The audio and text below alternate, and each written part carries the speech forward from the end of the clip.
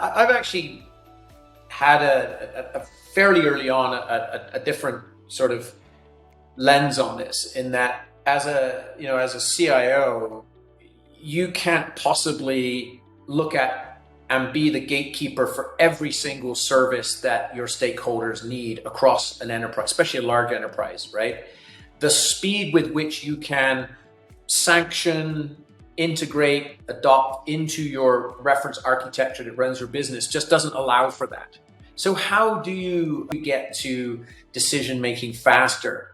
And one of the things that I think this is where shadow IT really can be your friend, not your enemy, right? And I'll caveat that by saying, you still have to sanction the service. You cannot neglect security and trust, like we talked about earlier, right? You can't it's not the Wild West, right? And truthfully, you can't really go get a system of record shadow that sort of comes in under shadow IT. It's not like Salesforce comes in as shadow IT, or an ERP comes in as shadow IT, right? Because those types of services are tightly integrated in end-to-end processes and so on. You can't just bring those in.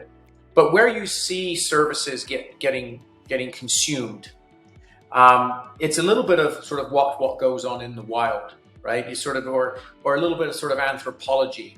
You're watching what services the organization is looking at, what they're potentially looking to adopt. And if you have an open sort of embracing culture that says, look, we're here to partner with you. And if this is the right service, right, and we can sanction it from a trust and compliance perspective, then why should we not move forward with it?